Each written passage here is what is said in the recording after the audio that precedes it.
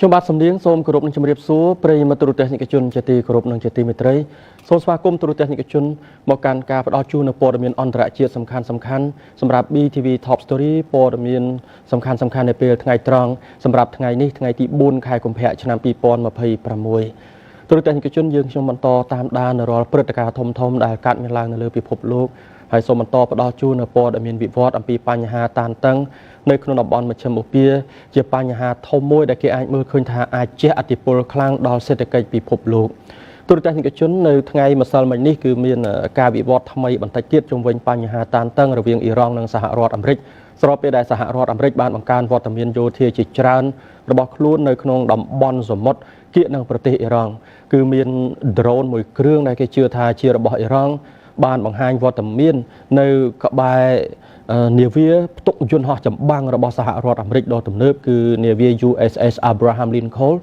ហើយយន្តហោះចម្បាំងរបស់សហរដ្ឋអាមេរិកក៏បានបាញ់កំទេចយាន drone នោះហើយគេជឿថា drone នោះគឺជារបស់អ៊ីរ៉ង់ប៉ុន្តែបើទោះបីជារឿងនេះទៅជាយ៉ាងនេះក៏ដោយក៏អ្នកនាំពាក្យសេដ្ឋវិមានអាមេរិកលោកស្រី Caroline Leavitt បានបញ្ជាក់ថារឿងគម្រោងចរចាកិច្ចព្រមព្រៀងកម្មវិធីនុយក្លេអ៊ែរអ៊ីរ៉ង់ដែលសហរដ្ឋអាមេរិកគ្រោងពិភាក្សាជាមួយនឹងអ៊ីរ៉ង់នៅថ្ងៃសុក្រសប្តាហ៍នេះនៅតែបន្តធ្វើទៅដដែលសេដ្ឋវិមានបាននិយាយនៅថ្ងៃអង្គារទី3កុម្ភៈឆ្នាំ2026ម្សិលមិញនេះតាមវេលានៅអាមេរិកថាអាមេរិកនៅតែបន្តរៀបចំផែនការចរចាជាមួយមន្ត្រីអ៊ីរ៉ង់នៅសប្តាហ៍នេះដដែលបើទោះបីជាយន្តហោះចម្បាំងអាមេរិកបានបាញ់ទម្លាក់ drone របស់អ៊ីរ៉ង់ដែលបានចូលទៅជិតនាវាផ្ទុកយន្តហោះអាមេរិកមួយគ្រឿងនៅសមុទ្រអារ៉ាប់នោះក៏ដោយអ្នកនាំពាក្យសេដ្ឋវិមានអាមេរិកលោកស្រី Caroline Leavitt បានប្រាប់អ្នកសារព័ត៌មានថាលោកស្រីទើបតែបាននិយាយជាមួយបេសកជនភាសាអាមេរិកលោក Steve Witkoff ហើយកិច្ចចរចាទាំងនេះគិតត្រឹមពេលនេះនៅតែត្រូវបានកំណត់ពេលដដែលទេដោយបន្ថែមថាជំនួបទាំងនោះ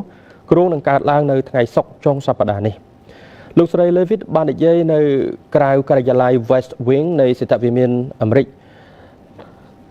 លោកស្រីបានលើកឡើងថាប្រធានាធិបតី Trump តែងតែចង់បន្តផ្នែកការទូតជាមុនសិនប៉ុន្តែជាក់ស្ដែងភាគីទាំងពីរត្រូវតែចូលរួមប្រភពមួយដែលស្និទ្ធនឹងបញ្ហានេះបានប្រាប់សារព័ត៌មាន AFP ថាកិច្ចប្រជុំរវាងលោក Witkoff ជាអ្នកជំនួយម្នាក់ដែលលោក Donald Trump តែងតាំងជាអ្នកចរចាចំនួនសកលដ៏សកម្មរបស់លោកនិងមន្ត្រីអ៊ីរ៉ង់គ្រោងធ្វើឡើងនៅថ្ងៃសុក្រសប្តាហ៍នេះយោធាអាមេរិកបាននិយាយមុននេះថាយន្តហោះចម្បាំងបំបាំងកាយ F-35C បានបាញ់ទម្លាក់យាន drone របស់អ៊ីរ៉ង់ដែលបានចូលទៅជិតនាវាផ្ទុកយន្តហោះ USS Abraham Lincoln កាលពីថ្ងៃអង្គារម្សិលមិញនេះអ្នកនាំពាក្យរបស់លោក Donald Trump រូបនេះបានបន្ថែមថាប្រធានាធិបតីអាមេរិកកំពុងរក្សាការបើកចំហចំពោះលទ្ធភាពនៃសកម្មភាពយោធាប្រឆាំងនឹងអ៊ីរ៉ង់ដែលមាននាវាចម្បាំងអាមេរិកមួយចំនួនធំនៅក្នុងតំបន់នេះរួចទៅហើយ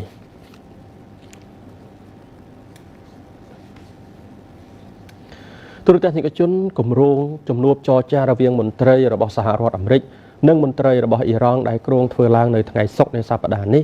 គឺតាមគម្រោងគឺនឹងត្រូវធ្វើឡើងនៅក្នុងទីក្រុងអាប៊ូដាប៊ីនៃប្រទេសអេមីរ៉ាតអារ៉ាប់រួមដោយជំនួបលើកទី1ដែលធ្វើឡើងកន្លងមកដែរប៉ុន្តែទោះបីជាយ៉ាងណាក៏ដោយឥឡូវនេះមានការផ្លាស់ប្ដូរពេលវេលាត្រឡប់ទៅជួបគ្នាដំបូងថាធ្វើនៅទួរគីហើយឥឡូវនេះគោលដៅត្រូវទៅធ្វើនៅក្នុងប្រទេសអូម៉ង់វិញប្រពន្ធការទូតក្នុងតំបន់មជ្ឈិមបូព៌ាបានប្រាប់សារព័ត៌មាន Reuters នៅថ្ងៃអង្គារទី3កុម្ភៈថាអ៊ីរ៉ង់កំពុងទាមទារឲ្យកិច្ចចរចាជាមួយសហរដ្ឋអាមេរិកនៅសប្តាហ៍នេះត្រូវធ្វើឡើងនៅអូម៉ង់វិញមិនមែនទួរគីទេហើយថាវិសាលភាពគួរតែត្រូវបានបង្រួមឲ្យតូចមកត្រឹមកិច្ចចរចាទ្វេភាគីលើបញ្ហានុយក្លេអ៊ែរដែលជាការចង់បានទាំងនេះបានបន្ថែមភាពស្មុគស្មាញថ្មីនៅក្នុងកិច្ចប្រឹងប្រែងផ្នែកការទូតដ៏លំបាករួចទៅហើយក្រោយមកសារព័ត៌មានអាមេរិក Axios បានរាយការណ៍ដោយស្រង់ប្រភពអារ៉ាប់ថាកិច្ចចរចានុយក្លេអ៊ែរអាមេរិកអ៊ីរ៉ង់ត្រូវរំពឹងថាធ្វើនៅអូម៉ង់នៅថ្ងៃសុក្រនេះដោយរដ្ឋបាលទីក្រុង Washington បានយល់ព្រមតាមសំណើរបស់អ៊ីរ៉ង់ហើយដើម្បីផ្លាស់ប្ដូរទីតាំងចរចានេះបណ្ដាប្រទេសក្នុងតំបន់បានជំរុញឲ្យមានដំណោះស្រាយការទូតរវាងអាមេរិកនិងអ៊ីរ៉ង់ដែលបានគម្រាមវាយប្រហារតាមអាកាសទៅវិញទៅមកនិងបង្កភាពភ័យខ្លាចនៃការរីករាលដាលទៅជាសង្គ្រាមកាន់តែទូលំទូលាយលោកប្រធានាធិបតីអាមេរិក Donald Trump បានបញ្ជាក់ថាទីក្រុង Washington កំពុងចរចាជាមួយនឹងភាគីអ៊ីរ៉ង់ប៉ុន្តែមិនបានលម្អិតថាចរចាទៅលើអ្វីឡើយអ្នកការទូតក្នុងតំបន់ដែលដឹងអំពីការទាមទាររបស់អ៊ីរ៉ង់បាននិយាយថាទីក្រុងតេហ៍រ៉ង់ ចង់បានការផ្លាស់ប្ដូរទម្រង់ពួកគេចង់ផ្លាស់ប្ដូរវិសាលភាពនៃកិច្ចចរចាប្រពន្ធបន្តថាអ៊ីរ៉ង់ចង់ពិភាក្សាតែអំពីឯកសារនុយក្លេអ៊ែរជាមួយអាមេរិកប៉ុណ្ណោះខណៈដែលអាមេរិកចង់រួមបញ្ចូលប្រធានបទផ្សេងទៀតដូចជាមីស៊ីលបាល់ីស្ទិកនិងសកម្មភាពរបស់ក្រុមប្រយុទ្ធតំណាង Proxy របស់អ៊ីរ៉ង់នៅក្នុងតំបន់ជាដើមនោះ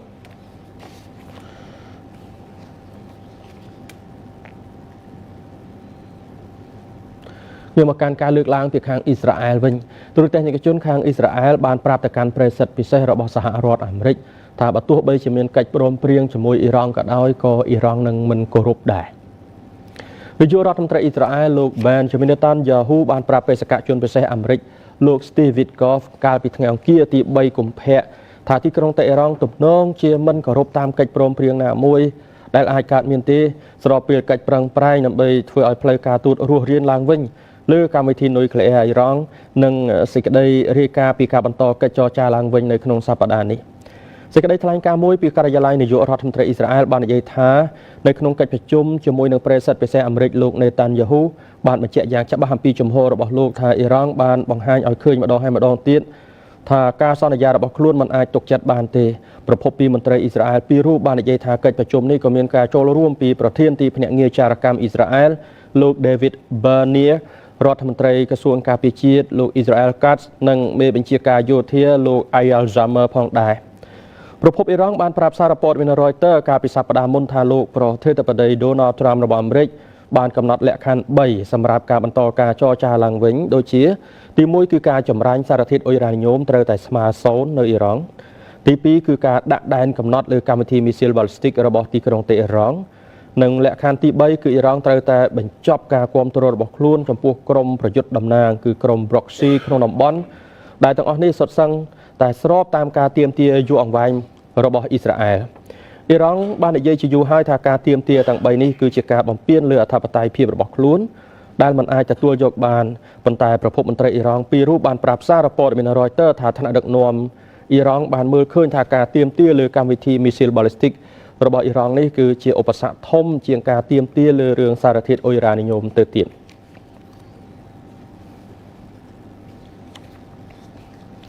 ទូរទស្សនិកជនចូលមកដល់ថ្ងៃពុធទី4ខែកុម្ភៈឆ្នាំ2026នេះគេបានមើលឃើញថាតម្លៃប្រេងបានបន្តកើនឡើងបន្តិចទៀតហើយដោយសារតែក្តីបារម្ភពីបញ្ហាតានតឹងនៅមជ្ឈមបូព៌ាពិសេសក្រោយពេលដែលសហរដ្ឋអាមេរិកឈានដល់ការបាញ់ទម្លាក់ drone មួយគ្រឿងរបស់អ៊ីរ៉ង់ដែលមានគោលដៅទៅលើនាវាដឹកយន្តហោះចម្បាំងសហរដ្ឋអាមេរិក USS Abraham Lincoln តម្លៃប្រេងបានកើនឡើងនៅថ្ងៃពុធទី4កុម្ភៈឆ្នាំ2026នេះជាការកើនឡើងដែលនៅតែបន្តកាលពីមួយថ្ងៃមុនបន្ទាប់ពីសហរដ្ឋអាមេរិកបានបាញ់ទម្លាក់ drone អ៊ីរ៉ង់ហើយទូកអ៊ីរ៉ង់បំពាក់ដោយអាវុធបានចូលទៅជិតនាវាដែលមានទង់ជាតិសហរដ្ឋអាមេរិកនៅក្នុងច្រកសមុទ្រ Hormuz ដែលបង្កឲ្យមានក្តីបារម្ភឡើងវិញអំពីការរីកកាន់តែធំនៃភាពតានតឹងរវាងទីក្រុង Washington និងទីក្រុងតេហេរ៉ង់ភាគហ៊ុនប្រេងឆៅ Brent របស់សហរដ្ឋអាមេរិកបានហក់ឡើង65សេនឬ1%នៅត្រឹម$67.98ក្នុងមួយបារ៉ែលនៅម៉ោង 1:11 នាទីតាមម៉ោងសកលចំណែកភាគហ៊ុនប្រេងឆៅ West Texas Intermediate របស់សហរដ្ឋអាមេរិកដែរនោះមានតម្លៃ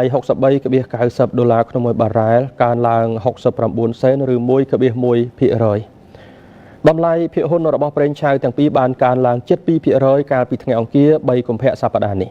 យោធាអាមេរិកបាននិយាយនៅថ្ងៃអង្គារថាយោធារបស់ខ្លួនបានបាញ់ទម្លាក់ drone អ៊ីរ៉ង់ដែលចូលទៅជិតនាវាផ្ទុកយន្តហោះ Abraham Lincoln នៅសមុទ្រអារ៉ាប់នៅក្នុងឧបទ្ទហេតុមួយដែលបានរាយការណ៍ជាលើដំបូងដោយសារព័ត៌មាន Reuters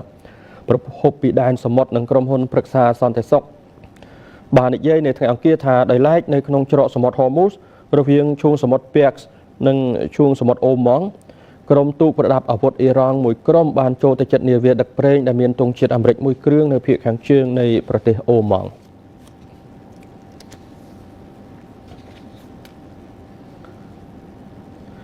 ខ្ញុំមកកាន់ព័ត៌មានអំពីបញ្ហានៅក្នុងតំបន់ West Bank ដែនដីមួយផ្នែកទៀតរបស់ប៉ាឡេស្ទីនតែគ្រប់គ្រងដោយអ៊ីស្រាអែលទូរទស្សនិកជនខាងអង្គការសហប្រជាជាតិបានលើកឡើងថាប្រជាជនប៉ាឡេស្ទីនជាង 37,000 នាក់នៅតំបន់ West Bank បាននាំគ្នាភៀសខ្លួនស្របពេលដែលបញ្ហានៅក្នុងតំបន់ Gaza កំពុងតែគំរាមកំហែងដល់កិច្ចប្រឹងប្រែងជំរុញនៅដំណោះស្រាយរដ្ឋ2 អគ្គលេខាធិការអង្គការសហប្រជាជាតិអង់តូនីញ៉ូ ហ្គូតេរ៉េសបាននិយាយនាថ្ងៃអង្គារទី3កុម្ភៈឆ្នាំ2026ម្សិលមិញនេះថាប្រជាជនប៉ាឡេស្ទីនជាង37,000 នាក់បានភៀសខ្លួននៅក្នុងតំបន់ West Bank ក្នុងអំឡុងឆ្នាំ2025ជាឆ្នាំដែលមានកម្រិតអំពើហិង្សាខ្ពស់បំផុតមិនធ្លាប់មានដែលប្រព្រឹត្តដោយអ្នកតាំងលំនៅនៅអ៊ីស្រាអែលលោកបានព្រមានថាស្ថានភាពជាក់ស្ដែងកំពុងធ្វើឲ្យប៉ះពាល់ដល់ការរំពឹងទុកសម្រាប់ដំណោះស្រាយរដ្ឋពីរយ៉ាងឆាប់រហ័សលោក Guterres បានប្រាប់សម័យប្រជុំដំបូងនៃគណៈកម្មាធិការអង្គការសហប្រជាជាតិស្ដីពីការអនុវត្តសិទ្ធិមិនអាចកាត់ផ្តាច់បានរបស់ប្រជាជនតើឆ្នាំខាងមុខនឹងងាកទៅរកសន្តិភាពឬក៏ធ្លាក់ចូលទៅក្នុងភាពអស់សង្ឃឹមកាន់តែជ្រៅឡើងលោក Guterres ដែលបានពិពណ៌នាអំពីសកម្មភាពរបស់អ៊ីស្រាអែលថាមានលក្ខណៈអស្ថិរភាពនិងខុសច្បាប់អន្តរជាតិបាននិយាយថាការពង្រីកការតាំងលំនៅខុសច្បាប់ការរុះរើការផ្លាស់ទីលំនៅនិងការបណ្ដេញចេញនៅក្នុងតំបន់ West Bank កំពុងកើនឡើងលោកបន្ថែមថាសំណើដែលទើបចេញផ្សាយថ្មីនេះដែលអ៊ីស្រាអែលសម្រាប់លំនៅឋានចំនួន3,401 ខ្នងនៅក្នុងតំបន់1នៃតំបន់ West Bank រួមជាមួយនឹងការរុះរើជាបន្តបន្ទាប់គឺជារឿងគួរឲ្យព្រួយបារម្ភខ្លាំងណាស់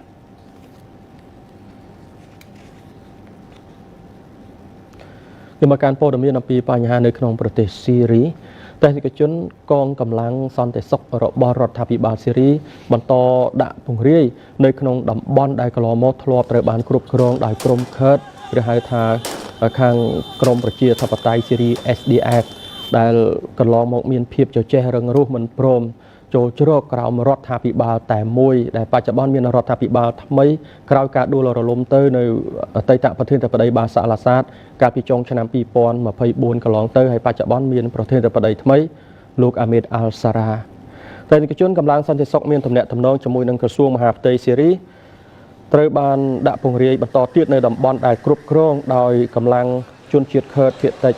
នៅភាគឦសាននៃប្រទេសស៊ីរីកាលពីថ្ងៃអង្គារជាផ្នែកមួយនៃកិច្ចព្រមព្រៀងរវាងរដ្ឋាភិបាលក្រុងដាម៉ាស់និងកម្លាំងប្រជាធិបតេយ្យស៊ីរីដឹកនាំដោយក្រុមខឺតគឺក្រុម SDF ក្បួនរថយន្តកម្លាំងសន្តិសុខបានចូលទៅក្នុងទីក្រុងកាមីស្លីដែលមានជនជាតិខឺតភាគតិចនៅតំបន់ជនបទខេត្តអាល់ហាសាកាជាទីដែលពួកគេបានចូលកាលពីថ្ងៃច័ន្ទដើមសប្តាហ៍នេះមកក្រោមកិច្ចព្រមព្រៀងសម្របសម្រួលដោយសហរដ្ឋអាមេរិកក្រោមកិច្ចព្រមព្រៀងនេះកម្លាំងសន្តិសុខមួយចំនួនតូចដែលរាយការណ៍ទៅក្រសួងមហាផ្ទៃនឹងចូលទៅក្នុងតំបន់នានាដែលមានជនជាតិខឺតភាគច្រើនអាណត្តិរបស់ពួកគេត្រូវបានកំណត់ចំពោះការធានាសុវត្ថិភាពស្ថាប័នដែលជាប់ពាក់ព័ន្ធរបស់រដ្ឋរួមទាំងការិយាល័យចុះបញ្ជីស៊ីវិលនាយកដ្ឋានលិខិតឆ្លងដែននិងអាកាសយានដ្ឋាននិងដើម្បីចាប់ផ្ដើមការងារឡើងវិញនៅកន្លែងទាំងនោះសន្តិសុខត្រូវបានរឹតបន្តឹងយ៉ាងខ្លាំងនៅលើផ្លូវអាមូដាជាផ្លូវធំដែលនាំទៅដល់ទីក្រុងកាមីស្លីមុនពេលដាក់ពង្រាយផ្លូវនានាភាគច្រើនស្ងប់ស្ងាត់ចាប់តាំងពីកម្លាំងប្រជាធិបតេយ្យស៊ីរីដឹកនាំដោយក្រុម Kurd SDF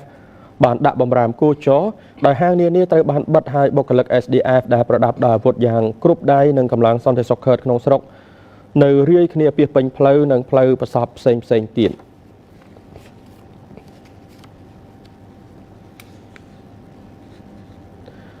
ទូរទស្សនិកជនងាកមកកាន់ព័ត៌មានវិវត្តអំពីបញ្ហាគ្រប់គ្រងអាវុធនុយក្លេអ៊ែររវាងរុស្ស៊ីនិងសហរដ្ឋអាមេរិកដែលកាលពីឆ្នាំ2010កន្លងទៅនេះសហរដ្ឋអាមេរិកក្រោមការដឹកនាំនៅពេលនោះគឺដោយប្រធានាធិបតី Barack Obama របស់សហរដ្ឋអាមេរិកហើយខាងរុស្ស៊ីដឹកនាំដោយលោក Dmitry Medvedev ជាប្រធានាធិបតីរុស្ស៊ីនៅពេលនោះបានចុះកិច្ចព្រមព្រៀងជាមួយគ្នាក្នុងការគ្រប់គ្រងអាវុធនុយក្លេអ៊ែរឬក៏អាចនិយាយថាការកំណត់ចំនួននុយក្លេអ៊ែរកាត់បន្ថយនៅការគម្រាមកំហែងដាក់គ្នាប៉ុន្តែបើគិតដល់ថ្ងៃប្រហ័សទី5ខែកុម្ភៈឆ្នាំ2026ស្អែកនេះពេលវេលាដែលត្រូវធ្វើកិច្ចព្រមព្រៀងថ្មីនេះគឺដល់ពេលហើយប៉ុន្តែបច្ចុប្បន្នអត់ទាន់មានសញ្ញាណាមួយដែលបង្ហាញថាសហរដ្ឋអាមេរិក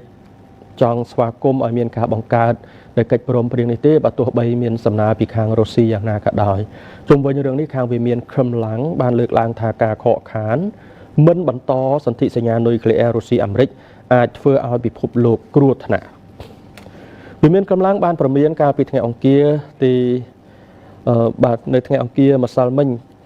ត្រូវនឹងថ្ងៃទី3កុម្ភៈឆ្នាំ2026ថាពិភពលោកអាចធ្លាក់ចូលទៅក្នុងស្ថានភាពដ៏គ្រោះថ្នាក់ជាងនេះ ក្នុងរយៈពេលប្រមាណថ្ងៃខាងមុខទៀតប៉ុណ្ណោះប្រសិនបើសន្ធិសញ្ញាគ្រប់គ្រងអាវុធនុយក្លេអ៊ែរចុងក្រោយដែលនៅសល់រវាងរុស្ស៊ីនិងអាមេរិកមិនត្រូវបានបន្តទេ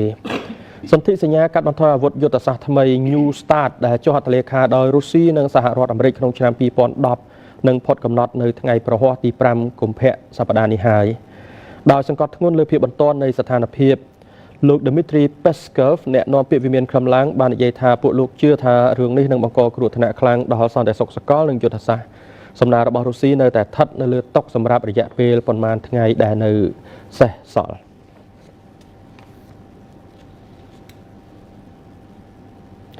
ទូរទស្សនិកជនសម្រាប់កិច្ចព្រមព្រៀង New Start រវាងសហរដ្ឋអាមេរិក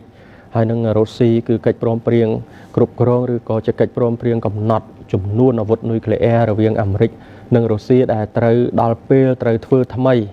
បាទត្រូវធ្វើកិច្ចព្រមព្រៀងឡើងវិញនៅថ្ងៃប្រហ័សទី5ខែកុម្ភៈស្អែកនេះហើយនោះប៉ុន្តែឥឡូវនេះឃើញថាសហរដ្ឋអាមេរិកមិនអើពើទោះបីជាសំណើពីខាងរុស្ស៊ីត្រូវបានដាក់យ៉ាងណាក៏ដោយ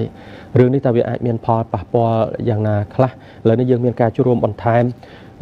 សម្រាប់ព័ត៌មានលម្អិតបន្ថែមទៀតអំពីកិច្ចព្រមព្រៀងនេះពីលោកជិនសារីមអ្នកតាមដានព្រឹត្តិការណ៍អន្តរជាតិរបស់ទូរទស្សន៍ព័ត៌មាន BTV លោកសារីមជារួមចង់លោករំលេចបន្តិចសិនអំពីសាវតានៃកិច្ចព្រមព្រៀង New Start នេះតើកន្លងមកមានបញ្ហាអ្វីខ្លះរវាងរុស្ស៊ីនិងសហរដ្ឋអាមេរិកទើបឲ្យអាមេរិកនិងរុស្ស៊ីឈានដល់ព្រមព្រៀងគ្នាបង្កើតនៅកិច្ចព្រមព្រៀង New Start នេះឡើងបាទ New Start នេះមានអាយុកាល5ទសវត្សរ៍ហើយពីព្រោះ New Start នេះគឺជាសន្ធិសញ្ញាគ្រប់គ្រងអាវុធនុយក្លេអ៊ែររវាងសហរដ្ឋអាមេរិកនិងប្រទេសរុស្ស៊ី New Start Treaty នេះត្រូវបានធ្វើឡើងបន្ទាប់ពីសហរដ្ឋអាមេរិកនិងអតីតសហភាពសូវៀតមានភាពតានតឹងជាមួយគ្នាក្នុងឆ្នាំ1962កាលនោះសហរដ្ឋអាមេរិកនិងអតីតសហភាពសូវៀតដែលរុស្ស៊ីនៅពេលបច្ចុប្បន្ននេះវាស្ទើរតែមានសង្គ្រាមមីស៊ីលជាមួយគ្នាទៅហើយដោយអតីតសហភាពសូវៀតបានដាក់ពង្រាយមីស៊ីលនៅប្រទេសគុយបាក្បែរសហរដ្ឋអាមេរិកហើយសហរដ្ឋអាមេរិកបានដាក់ពង្រាយមីស៊ីលនៅប្រទេសទួរគីតម្រង់ក្បាលទៅរកប្រទេសរុស្ស៊ីនៅពេលបច្ចុប្បន្នដែលអតីតសហភាពសូវៀតប៉ុន្តែរឿងនេះក៏ត្រូវបានដោះស្រាយចេញមករហូតដល់ឆ្នាំ1970ក្នុងទសវត្សរ៍ឆ្នាំ70នេះសហរដ្ឋអាមេរិកនិងប្រទេសរុស្ស៊ីគឺអតីតសហភាពសូវៀតកាលនោះគឺបានមានសន្ធិសញ្ញាគ្រប់គ្រងអាវុធនុយក្លេអ៊ែរនិងមីស៊ីលរបស់ខ្លួនដែលហៅថា New Start នេះអញ្ចឹង New Start នេះជាសន្ធិសញ្ញាគ្រប់គ្រងអាវុធនុយក្លេអ៊ែរក្នុង New Start នេះត្រូវបានចែងចងអំពីការត្រួតពិនិត្យគ្នាទៅវិញទៅមករវាងប្រទេសរុស្ស៊ីនិងសហរដ្ឋអាមេរិកការត្រួតពិនិត្យនោះត្រង់ថាការដាក់ពង្រាយក្បាលគ្រាប់នុយក្លេអ៊ែរនៅលើមីស៊ីលទាំងមីស៊ីលនៅលើដីទាំងមីស៊ីលនៅក្នុងនាវាមួយទឹកទាំងមីស៊ីលនៅក្នុងនាវាចម្បាំងគឺត្រូវមានការត្រួតពិនិត្យពីសំណាក់ភាគីម្ខាងបើរុស្ស៊ីដាក់ពង្រាយគឺត្រូវមានការត្រួតពិនិត្យពីសហរដ្ឋអាមេរិកហើយបើសហរដ្ឋអាមេរិកដាក់ពង្រាយក៏ត្រូវមានការត្រួតពិនិត្យពីសំណាក់រុស្ស៊ីដែរ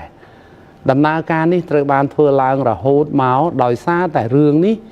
គឺនៅពេលបច្ចុប្បន្ននេះពិភពលោកមានប្រទេសចំនួន9ដែលមានអាវុធនុយក្លេអ៊ែរក្នុងដៃប៉ុន្តែក្នុងចំណោមក្បាលគ្រាប់នុយក្លេអ៊ែរសរុបនៅលើពិភពលោកនេះគឺមានតែរុស្ស៊ីនិងអាមេរិកទេដែលមានច្រើនជាងគេរហូតដល់ 90% ជាងក្នុងចំណោមក្បាលគ្រាប់នុយក្លេអ៊ែរសរុបដែលពិភពលោកមានអញ្ចឹងហើយ New Start Treaty នេះគឺជាកិច្ចព្រមព្រៀងសំខាន់ណាស់សម្រាប់សហរដ្ឋអាមេរិកនិងប្រទេសរុស្ស៊ីពីព្រោះសហរដ្ឋអាមេរិកនិងប្រទេសរុស្ស៊ីត្រួតពិនិត្យគ្នាអញ្ចឹងរហូតមកហើយនៅពេលបច្ចុប្បន្ននេះទោះបីជាមានភាពតានតឹងបែបនេះក៏ដោយមិនមានភាពតានតឹងក៏ដោយក៏សហរដ្ឋអាមេរិកនិងប្រទេសរុស្ស៊ីនឹងដាក់ពង្រាយក្បាលគ្រាប់នុយក្លេអ៊ែររួចជាស្រេចទៅហើយគេហៅថា deploy ហ្នឹងគឺការដាក់ពង្រាយមិនមែនដាក់ក្នុងឃ្លាំងទេក្បាលគ្រាប់នុយក្លេអ៊ែរជាង 1000 គ្រាប់ត្រូវបានរុស្ស៊ីដាក់បំពាក់នៅលើមីស៊ីលរួចជាស្រេចទៅហើយ ទាំងមីស៊ីលនៅលើដីនៅលើនាវាមួយទឹកនិងនៅលើនាវាចម្បាំងថែមទៀតខាងសហរដ្ឋអាមេរិកក៏ដាក់បំពាក់នៅលើមីស៊ីលជាង 1000 គ្រាប់ដូចគ្នាដែរហើយសន្ធិសញ្ញា New Start ដែលគ្រប់គ្រងអាវុធនុយក្លេអ៊ែរនេះគឺត្រូវធ្វើរយៈពេល10ឆ្នាំម្ដងហើយវាផុតសុពលភាពកាលពីឆ្នាំ2010កន្លងទៅតែកាលពីឆ្នាំ2010នោះលោកបារ៉ាក់អូបាម៉ាបានចុះហត្ថលេខាជាមួយនឹងលោកឌីមីទ្រីមេវ៉ាដេវដែលជាអតីតប្រធានាធិបតីរបស់ប្រទេសរុស្ស៊ីកាលនោះបាន10ឆ្នាំមកទៀតអញ្ចឹងវាផុតសុពលភាពនៅឆ្នាំ2021ពេលឆ្នាំ2021នេះលោកโจ Biden បានសវេសវះជាមួយនឹងលោក Vladimir Putin ប្រធានាធិបតីរុស្ស៊ីនឹងបានចុះហត្ថលេខាពន្យា5ឆ្នាំអញ្ចឹងអតីតប្រធានាធិបតីសហរដ្ឋអាមេរិកលោកโจ Biden នេះគឺបានចុះហត្ថលេខាជាមួយប្រធានាធិបតីរុស្ស៊ី Vladimir Putin រយៈពេល5ឆ្នាំទេពយា5ឆ្នាំអញ្ចឹងថ្ងៃពហុស្អែកនេះវាផុតសុពលភាពទៅហើយផុតសុពលភាពនៅត្រង់ថា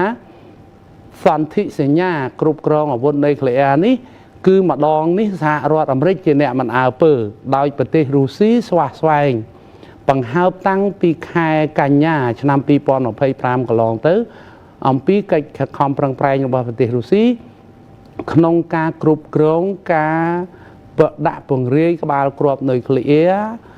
ដាក់ពង្រាយមីស៊ីលដែលអាចមានសមត្ថភាពពំក្បាលគ្រាប់នុយក្លេអ៊ែរបានប៉ុន្តែខាងសហរដ្ឋអាមេរិកមិនអើពើរហូតមកដល់ពេលនេះកាលបរិច្ឆេទនៅសល់តែប្រមាណម៉ោងទៀតទេគឺសហរដ្ឋអាមេរិកនៅតែមិនអើពើនឹងការទាមទាររបស់ប្រទេសរុស្ស៊ីឲ្យបន្តសន្ធិសញ្ញា New Start ដែលជាសន្ធិសញ្ញាគ្រប់គ្រងអាវុធនុយក្លេអ៊ែរចឹងហើយបានជានៅពេលបច្ចុប្បន្ននេះវាមានក្តីបារម្ភជាលក្ខណៈសកលថាប្រសិនបើសហរដ្ឋអាមេរិកប្រងើយកន្តើយឬក៏សន្ធិសញ្ញាគ្រប់គ្រងអាវុធនុយក្លេអ៊ែរមីស៊ីលនិងបច្ចេកទេសយោធាពាក់ព័ន្ធនឹងអាវុធនុយក្លេអ៊ែរត្រូវដួលរលំនោះពិភពលោកនឹងប្រឈមមុខនឹងបញ្ហាប្រឈមមុខនឹងហានិភ័យខ្ពស់ក្នុងការបំផ្លិចបំផ្លាញដោយមនុស្សជាពិសេសគឺបំផ្លិចបំផ្លាញដោយមហាអំណាចនុយក្លេអ៊ែររុស្ស៊ីនិងសហរដ្ឋអាមេរិកនេះបាទឥឡូវយើងងាកមកកាន់ចំណុចមួយទៀតបើសិនជាសហរដ្ឋអាមេរិកនៅតែមិនអើពើរឿងការចុះហត្ថលេខាបន្តសុពលភាពទៅលើសន្ធិសញ្ញា New Start នេះបន្តទៀតហើយត្រូវផុតសុពលភាពស្អែកហើយអ្វីខ្លះអាចជាផលប៉ះពាល់ដែលអាចកើតមានពីការអខាននៅក្នុងការធ្វើកិច្ចការនេះលោកស្រីបាទចំពោះផលប៉ះពាល់ដែលកើតចេញពីការដួលរលំនៃ New Start សន្ធិសញ្ញាគ្រប់គ្រងអាវុធនុយក្លេអ៊ែរនេះវាមានផលប៉ះពាល់ជាលក្ខណៈសកលមិនមែនតែរុស្ស៊ីនិងអាមេរិកទេពីព្រោះអាវុធនុយក្លេអ៊ែរនេះគឺដូចអ្នកជំនាញផ្នែកនុយក្លេអ៊ែរបានបញ្ជាក់អញ្ចឹងបើអាមេរិកប្រើក៏ដូចតែសម្លាប់អាមេរិកគេហៅគ្រាប់អត្តឃាតមានន័យថាអ្នកប្រើនឹងក៏ត្រូវស្លាប់ដែរប៉ុន្តែគ្រាន់តែការគ្រប់គ្រងនេះប៉ះសិនបើដួលរលំមែនវាមានផលប៉ះពាល់នៅត្រង់ថាទី1ប្រទេសនានានៅលើពិភពលោកទាំង9ដែលមានអាវុធនុយក្លេអ៊ែរក្នុងដៃនឹងប្រឹងប្រែងផលិតនិងដាក់ពង្រាយដោយគ្មានរបៀបរៀបរយជាពិសេសគឺរុស្ស៊ីនិងអាមេរិកនេះឯងគ្រាន់តែរុស្ស៊ីមានគ្រាប់នុយក្លេអ៊ែរដល់ទៅជាង 5400 គ្រាប់អាមេរិកមានក្បាលគ្រាប់នុយក្លេអ៊ែរ 5100 គ្រាប់ 5177 គ្រាប់មានន័យថារុស្ស៊ីគឺជាមហាអំណាចនុយក្លេអ៊ែរលេខ1នៅលើពិភពលោកដែលមានក្បាលគ្រាប់ច្រើនជាងគេគ្រាន់តែរុស្ស៊ីម្នាក់ឯងនេះអាចបំផ្លាញពិភពលោកបានជាង10 ដងមានន័យថាពិភពលោកមួយមិនស្មើនឹងអាវុធដែលរុស្ស៊ីមានទេគឺពិភពលោក10ជាងឯណោះបានអាចគ្រប់គ្រាន់នឹងអាវុធរុស្ស៊ីដែលអាចបំផ្លាញបានហើយបញ្ហាប្រឈមនៅត្រង់ថាប្រសិនបើរុស្ស៊ីឬសហរដ្ឋអាមេរិកធ្វើអ្វីស្រេចតែចិត្តព្រោះសន្ធិសញ្ញា New Start ដែលជាសន្ធិសញ្ញាតាមដានគ្នាដួលរលំហើយអញ្ចឹងរុស្ស៊ីចង់ដាក់ពង្រាយប្រមាណគ្រាប់ក៏បានដែរចង់ដាក់មីស៊ីលដែលអាចបំពាក់ក្បាលគ្រាប់នុយក្លេអ៊ែរប្រមាណនៅតាណាក៏បានដែរឲ្យមានអត់មានអ្នកណាដឹងទេដូច្នេះបើសិនមានរឿងអ្វីមួយ ហើយវាមានការថ្លឹងថ្លែងគេហៅ miscalculation នោះគឺមានការថ្លឹងថ្លែងនឹងខុសរហូតដល់ប្រើប្រាស់អាវុធនុយក្លេអ៊ែរនោះអន្តរាយសម្រាប់ពិភពលោកនឹងកើតឡើងហើយជាពិសេសការឆ្លោះធ្លួយឬរឿងដែលចាយដន់វាអាចកើតឡើងដោយសារតែរុស្ស៊ីចង់ឈ្នះសហរដ្ឋអាមេរិកត្រូវដាក់ពង្រាយតាមបែបយុទ្ធសាស្ត្របែបណាស្រេចតែចិត្តអាមេរិកអត់ដឹងអាមេរិកក៏ដូចគ្នាចង់ឈ្នះរុស្ស៊ីត្រូវដាក់ពង្រាយក្បាលគ្រាប់នៅក្លេអ៊ែរនៅកន្លែងផ្សេងរុស្ស៊ីមិនដឹងពេលដែលរឿងអ្វីកើតឡើងវាធ្វើឲ្យមានការប៉ះទង្គិចគ្នាការប្រើប្រាស់អាវុធនុយក្លេអ៊ែរនឹងត្រូវកើតឡើងដូច្នេះបើនិយាយពីផលប៉ះពាល់វិញផលប៉ះពាល់សពយ៉ាងដល់ជីវិតនៅលើភពផែនដីបើសិនបើរុស្ស៊ីនិងសហរដ្ឋអាមេរិកប្រើប្រាស់អាវុធនុយក្លេអ៊ែរដូច្នេះក្តីបារម្ភនឹងនៅត្រង់ថាបើសិនជាមិនមានសន្ធិសញ្ញា New Start សន្ធិសញ្ញាគ្រប់គ្រងអាវុធនុយក្លេអ៊ែរនឹងទេនោះរុស្ស៊ីនឹងធ្វើអ្វីស្រេចតែចិត្តពាក់ព័ន្ធនឹងនុយក្លេអ៊ែរអាមេរិកក៏ធ្វើអ្វីស្រេចតែចិត្តពាក់ព័ន្ធនឹងនុយក្លេអ៊ែរដូច្នេះការប្រជុំមុខដាក់គ្នាផ្នែកអាវុធនុយក្លេអ៊ែរវាអាចនឹងកើតឡើងពីព្រោះនៅពេលបច្ចុប្បន្ននេះគឺសហរដ្ឋអាមេរិកនិងរុស្ស៊ីនឹងមានក្បាលគ្រាប់ច្រើនជាងគេហើយពិភពលោកវាគួរឲ្យស្ងើចសរសើរនៅត្រង់ថានុយក្លេអ៊ែរមាន9ប្រទេសនៅលើពិភពលោកមែនប៉ុន្តែពិភពលោកប្រើតែម្ដងគត់កាលពីឆ្នាំ1945ដោយអាមេរិកទម្លាក់2គ្រាប់ទៅលើប្រទេសជប៉ុនចាប់ពីនោះមកគឺពិភពលោកមិនដែលប្រើសោះនៅអាវុធនុយក្លេអ៊ែរទោះបីជាមានដល់9ប្រទេសក៏ដោយប៉ុន្តែនៅពេលបច្ចុប្បន្ននេះគេបារម្ភនៅត្រង់ថាកិច្ចព្រមព្រៀងឬសន្ធិសញ្ញាលក្ខន្តិកៈផ្សេងពាក់ព័ន្ធនឹងការគ្រប់គ្រងអាវុធនុយក្លេអ៊ែរជាពិសេសផ្ដោតសំខាន់ទៅលើរុស្ស៊ីនិងសហរដ្ឋអាមេរិកនេះគឺវាហាក់ដូចជាមេដឹកនាំនៃប្រទេសមហាអំណាចទាំងពីរលែងគិតគូរឥឡូវនេះវាដល់ដំណាក់កាលសហរដ្ឋអាមេរិកលែងគិតគូរអញ្ចឹងនៅពេលខាងមុខគេគិតថាសហរដ្ឋអាមេរិកអាចនឹងយកអាវុធនុយក្លេអ៊ែរយកទៅដាក់ពង្រាយនៅលើកោះ Greenland ដែលមានទីតាំងនៅជិតប្រទេសរុស្ស៊ីដែលសហរដ្ឋអាមេរិកកំពុងតែចង់បានចឹងហើយបានជាលេសនឹងបានជាសហរដ្ឋអាមេរិកមិនព្រមបន្តកិច្ចព្រមព្រៀង New Start ដែលជាកិច្ចព្រមព្រៀងគ្រប់គ្រងអាវុធនុយក្លេអ៊ែរដោយមានហេតុផលថាបើសិនជាសហរដ្ឋអាមេរិកចុះហត្ថលេខា New Start បន្តមានន័យថាអាមេរិកមិនអាចដាក់ពង្រាយក្បាលគ្រាប់នុយក្លេអ៊ែរនៅកោះ Greenland បានអញ្ចឹងហានិភ័យបង្កើតឡើងនៅត្រង់ថាពិភពលោកបើសិនបើមានការប្រើប្រាស់អាវុធនុយក្លេអ៊ែរសារជាថ្មីនោះវាអាចនឹងមានផលប៉ះពាល់ធ្ងន់ធ្ងរដល់ជីវិតនៅលើភពផែនដីទាំងមូលតែម្ដងបាទសូមអរគុណលោកសេរីមយើងបន្តតាមដានបន្តទៀតអំពីបញ្ហាសន្ធិសញ្ញាកិច្ចព្រមព្រៀងគ្រប់គ្រងអាវុធនុយក្លេអ៊ែរ New Start រវាងសហរដ្ឋអាមេរិកនិងរុស្ស៊ីនេះថាតើអ្វីទៅដែលជាបំណងសំខាន់របស់អាមេរិកយើងនៅបន្តតាមដានបន្តទៀតឬក៏លោក Donald Trump មានវិធីសាស្ត្រផ្សេងនៅក្នុងការបង្កើតកិច្ចព្រមព្រៀងបែបថ្មីណាមួយជាមួយរុស្ស៊ីឬក៏យ៉ាងណាយើងនឹងបន្តតាមដានរឿងនេះបន្តទៀតអរគុណជម្រាបលាអរគុណបាទ